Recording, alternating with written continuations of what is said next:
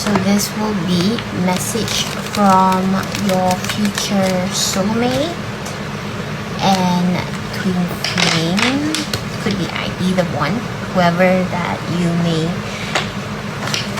If you're single, let's see, because everybody cross each other's path, and sometimes we are around each other's energy because we relate to each other in good or bad. So the message here is to those who resonates to my energy and the message that I bring. So the message from the universe is from your future soulmate, twin flame, and spouse. Queen of Coins.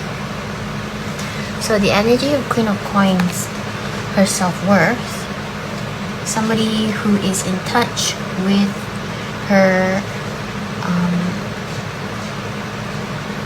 her perception of her values. And we have the Emperor in reverse. So I think that there had been some kind of a discord between you and the person in question. If you have met that person, there has been a disconnection and there has been a heartbreak. But I think for the feminines, you may felt like it's a good enough lesson. What you've been through with the person that you have the disconnection with, you've had enough. You've had enough heartaches, and I think you've waited enough and you have gave enough chances for reconciliation. And I think that you are knowing your worth. You are understanding what you bring to the table, even if it is not something that they prioritize, but it is something valuable. The things that people underestimate, that people took too long to realize how worthy and valuable it is. Yep, that is something that's going on. And then we have 1, 2, 3, 4, 5, 6, 7. We have that kind of like energy where people who think that they got away. So you are the one that got away. It seems like you understand that who you are is not codependent to being attached into a relationship. So you know that perhaps this is not even a message from your future soulmate or spouse. It's actually a message from your higher self. In your higher self is actually showing this spotlight where as you build, it's not just that you build, it's just who you became. You became someone who knows her worth, and really you don't let people walk away with the idea that your worth is relied on them, because you know you're independent. So, what's that? El Magician. This is Spanish, guys. You also have 3 of Pentacles. There's something that you are building. Obviously, you're building your own self. And you might feel 1, 2, 3, 4, 5, 6, 7, 8, 9. You might feel like a lot of it is going against you. And 1, 2, 3, 4, 5, 6, 7, 8. 8 of Wands. Oh, fast changes and fast movements. This is the Salvador Dali deck, so it's quite traditional in its artistic paintings. Oh wow, Wheel of Fortune. This is like a good omen. This is like the best card. The best card that says fast moving energy. Once you've overcome all of the setbacks that makes you doubt yourself, the setbacks that makes you feel insecure, the setbacks that makes you question your principles and your personal values and the identity of who you believe you are. Once you've overcome the setbacks, what happens is that this wheel of fortune is going to lay out the next path for you, and like perhaps this is like what is coming up for you for love. And I think the high priest, there is a marriage. There is marriage, and it's not something that you can put a time on it. So yes, there is marriage in the future. People who are single out there, do not be sad. Valentine's Day is just one day to symbolize deep eternal love, but every day is a day to love someone. So start with loving yourself, because that's how you put that standard to attract the right individual to match your efforts. Oh, right. 1, 2, 3, 4, 5, 6, 7, 8, 9, 10. So I think that is probably the last card. We don't want that card. I didn't count how many cards that I got. But overall, like the first message from the universe here is that if you have crossed some deep divine spiritual line, congratulations for crossing that divine spiritual line. There is something that we've crossed. There's a threshold we personally together crossed, and there is some valuable insight that we receive.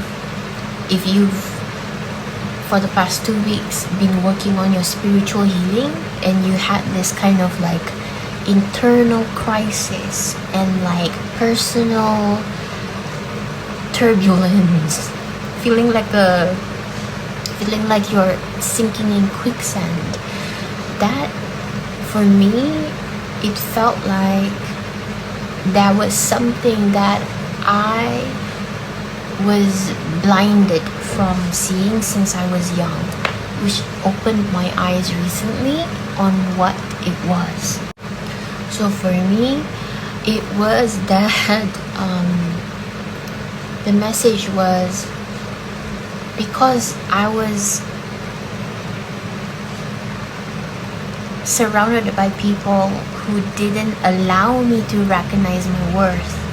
I was surrounded by people who didn't allow me to celebrate my unique talents and my unique voice and my self-expression. That there was a lot of shame around me growing up. There was a lot of shame. There was a lot intimidation. There was a lot of forced humility that caused me to question what I deserve, what I deserve, and what I am worth. And when I realized that a lot of people around me actually, after like 10 plus years doing the work that I do with a lot of passion and having those skills and having this talent, everybody is talented. It's just how you master that talent become a very polished skill. And everybody around me, when they realize what I can offer them just by talking, just by the insights, just by giving them this very specific answer to their predicaments and problems and issues, and the way that people get excited when they realize like, hey, you're actually someone really like you're actually one of a kind, like there's not a lot of people like you, but you really are kind of like a wallflower. And I guess I am a wallflower, and I don't stand out until I am asked, I am requested to stand out, but I don't have to be like that anymore. So the crisis, personal turbulence that I've sat through the past few weeks, and I have combed through this consciousness, adapting this new way of realizing the truth about my self-worth. And I realized that my humility is a very heavy habit of self-sabotaging. My humility and my people-pleasing is like other people's discomfort became my discomfort, and I had to change that. I have to really stop shrinking and stop just how do I explain this? We should do another live stream for this. The lesson that I've learned is how being surrounded by people who shame my expression or intimidate me to be timid, intimidation and timid, I feel like being censored as well as growing up being intimidated and like verbally abused, emotionally, psychologically abused. And even though like I am far older now, there's just layers and layers of it that just the shackles is taken off. There will be time when the shackles are taken off, and what I've seen is the shackles which I'm acknowledging is that the part of it is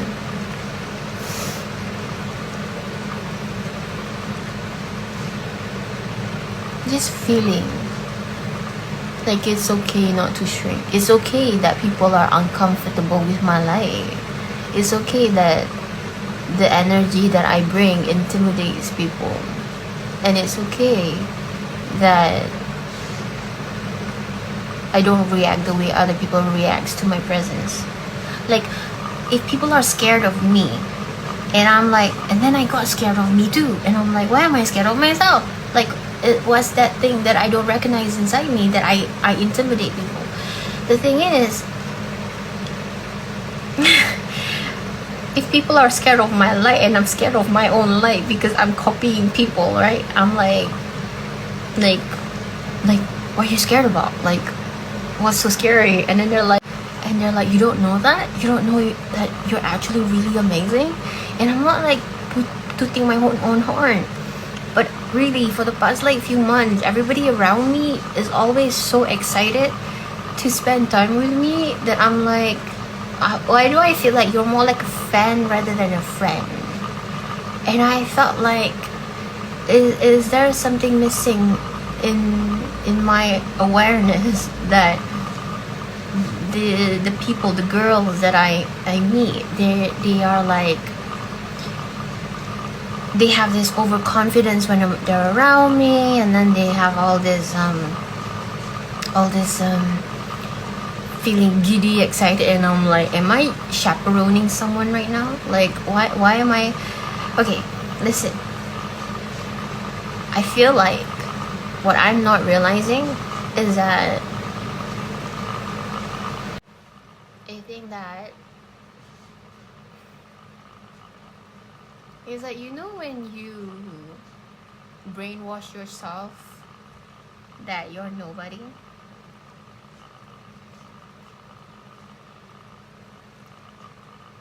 and that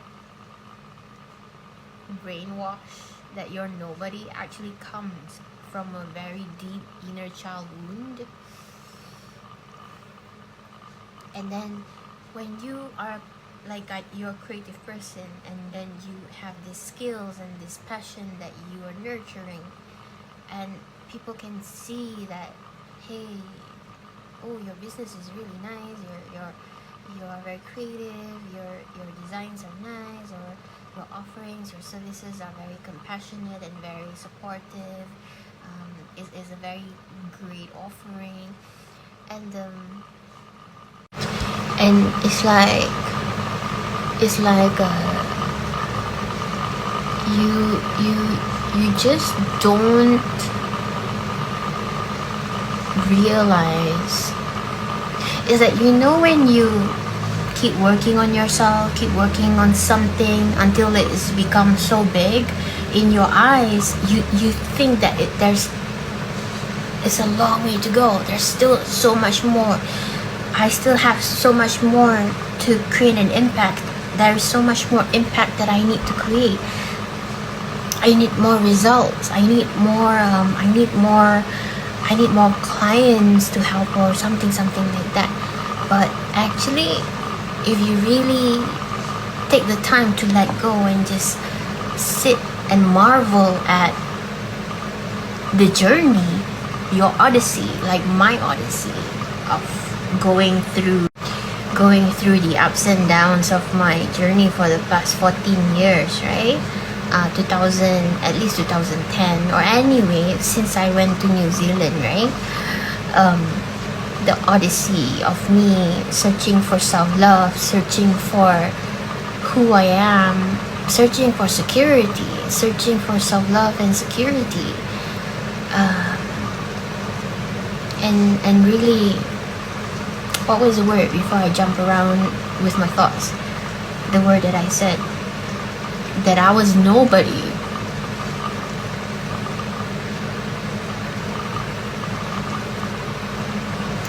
And I think that's the loudest lie that has been invisible in my head for so long, that it exists in my head, until to the point that I really secluded myself for the past few weeks and really sit down and really go deep.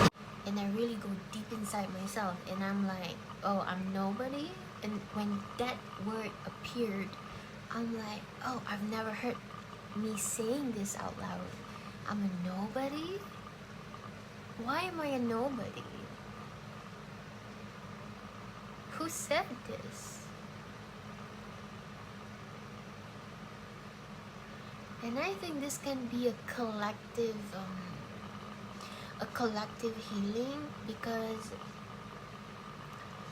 another live stream that I did in a different Facebook group, and I was saying at the end of the Facebook group, asking to be loved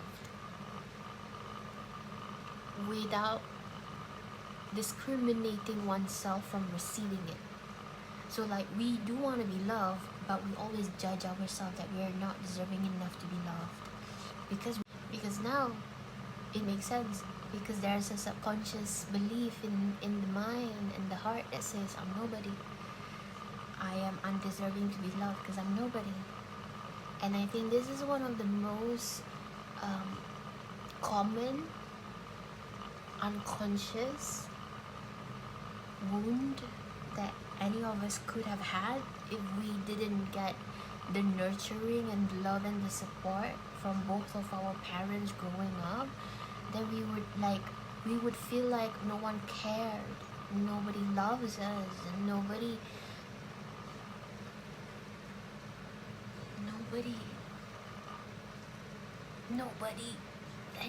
anything, like just nobody gives a F, or nobody loves us, and nobody blah blah blah.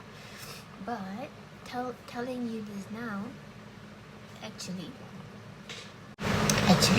so if I've come to this corner, like this junction, this fork in the road, and I'm saying to you guys that, okay, in one live stream, because I used to do YouTube, and this is why a lot of the international clients became my client, because we did this together. We talk about stuff, and then it's a revelation that we've come across with each other's company, me and my audience in YouTube, and then we're like, oh, look at this, guys, we found the answer. And the answer was, you know, fear of being loved. When we ask to be loved, we also are hindering ourselves from the also hindering ourselves from the exact love that we ask, because we're unconsciously sabotaging it, and we're causing these scenes. We act out, we push people away, we test people. Or we test people? Did I test people? Maybe it's more like I show all my ugly side and I push them away. I don't know, maybe that's one of the reasons. So, and then like we ask for love, but at the same time we push it away. That's the thing. We ask for love and then we push it away. So there's a lot of this entanglement with why we have this complicated relationship to actually receive being loved. So this message from the universe, from your higher self, from your future loved one, from healing your inner child, I think that if you want to do some healing work with me, because I know I am on my personal journey with healing, it doesn't work in a way that I'm perfect. My imperfection is the reason people believe in me, because I've been where you've been and I'm just 5 or 10 steps or 15 steps ahead. That's what made me an amazing healer, because I went through the shit you went through and I got the answers first so that I can pass on the answers to you. So the love that we want, the love that we are asking for, and we don't self-sabotage anymore, I think that once we feel like yes, we are someone important in this world,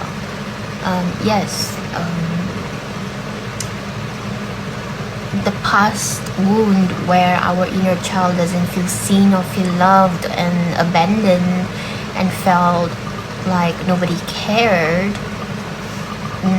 probably that version of us, we can check in on it every once in a while and give it the love that it didn't get when it was younger. When we were younger, it didn't get that love, but now we are awake and we can have that relationship consciously with our inner child. So I'm pretty sure that if you do have like any type of sessions with me, we can go through the layers of your childhood or your relationship issues or your healing love, self-love, healing twin flame stuff. Twin flame triggers a lot of your own shadows and darkness. A lot of your baggage gets triggered.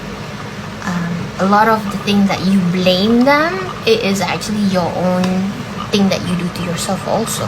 That's one of the things that I realize and I don't want to admit it, but yeah. So anyway, to conclude this message from the universe for Valentine's Day, self-love is recognize your BS, and heal your stuff. But again, what I said about feeling that you're a nobody, I think if I have so many haters, it's not that I'm nobody, it's that I am not appreciated, celebrated, and I didn't get the right friend groups. So I hope that eventually I will get the right friend group who celebrate me, who don't envy me or hate me, that eventually I have enough self-worth to be surrounded by people who don't have to put me down to make themselves feel confident. Hopefully there is those group in Malaysia.